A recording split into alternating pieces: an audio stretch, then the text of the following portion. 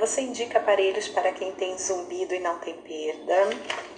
E eu tive uma outra perguntando sobre zumbido na adaptação de aparelhos. Bom, eu vou juntar essas duas aqui numa só para dar uma dica. Eu já tenho live gravada aqui no Instagram sobre zumbido, aliás, tem mais de uma. Eu sugiro que você assista. Tem um curso gravado de zumbido também, reabilitação auditiva para pacientes com zumbido também, super completinho. Se tiver interesse, pode me procurar que eu mando o link. Mas quais são as dicas que eu quero dar aqui para vocês? Bom, primeiro, né? Você indica aparelho para quem tem zumbido e não tem perda? Aparelho, ele pode ser um aparelho de amplificação, né, para pacientes que têm perda auditiva, mas ele pode ser também um aparelho para terapia sonora individual, né?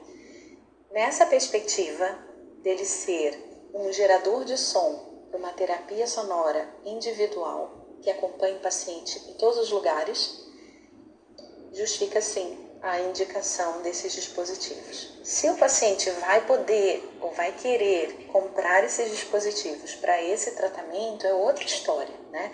A pergunta aqui, ela é se eu indico ou não.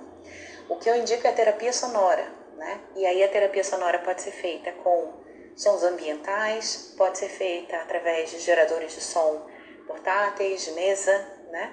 Pode ser feita através de geradores de som individuais, que aí um aparelho auditivo pode emitir esse gerador de som para o tratamento. Portanto, o que eu costumo fazer é o tratamento da terapia sonora, com aconselhamento, obviamente, e se o paciente precisar ou quiser, né, tiver um alto índice de desconforto, enfim, né, tem toda uma situação que justifica isso, ele pode sim adquirir aparelhos auditivos para serem utilizados como geradores de som para a terapia sonora, tá?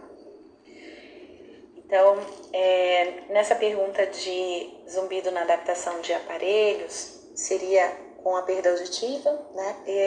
Eu não sei bem qual é a dúvida, mas falando genericamente, os aparelhos auditivos, eles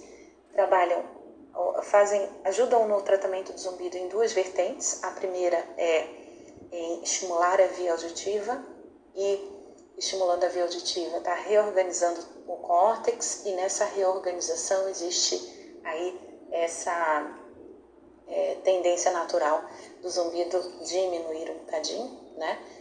Por essa estimulação e essa reorganização cortical, tonotópica.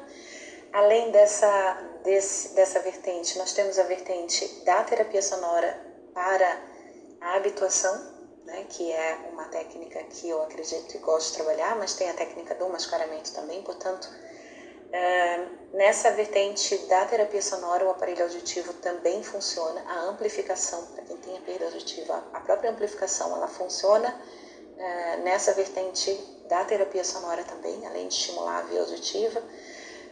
E se for necessário, o paciente fica muito tempo em ambientes silenciosos, ou se o ambiente não é suficiente para fazer a terapia sonora e essa distração, né, para ele tirar o foco do zumbido, eu posso associar algum gerador de som, algum estímulo para a terapia sonora adicional, além da amplificação. Então, são essas as dicas que eu tenho para quem tem perda auditiva e zumbido.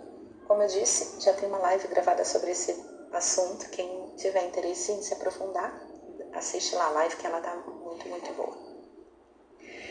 Muito bem, eu tenho mais duas perguntinhas aqui, e se vocês tiverem mais alguma, quiserem escrever aqui nos comentários, podem escrever. Tem uma aqui que eu achei interessante, não é uma pergunta, é só um comentário, que eu acho que vai de encontro ao que eu já falei aqui. Os meus pacientes ficam bem com aparelhos mais básicos. Ok. E devem ficar mesmo, né?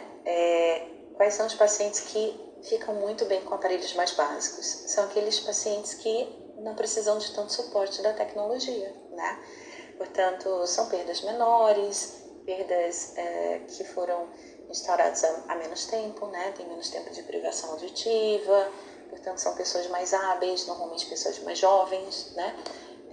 São essas pessoas que normalmente têm um bom potencial na reabilitação auditiva com tecnologias mais básicas, ou seja, não precisam mesmo de tanto suporte dos aparelhos da tecnologia para poder ouvir melhor no ruído, em ambientes abertos com vento e tudo isso, né?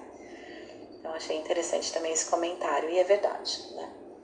O paciente que não pode pagar por uma tecnologia que dá mais suporte, ele precisa, mas não pode pagar por isso ou não quer pagar por isso, ele tem que investir em estratégias compensatórias, né? Tanto é que nós temos inúmeros pacientes que têm um bom resultado, talvez não o melhor que eles poderiam ter, né? Mas têm um bom resultado com os aparelhos mais básicos, também por esforço deles, por estarem seguindo as orientações do profissional, seguindo as orientações para cumprirem as estratégias, se afastar dos ambientes ruidosos, virar de costas para o ruído, conversar com as pessoas uma de cada vez, olhando para a pessoa, né? Então, essas estratégias costumam funcionar muito bem e são super necessárias quando não se tem muito suporte da tecnologia, né? Então, esse é também um comentário que eu gostava de fazer aqui.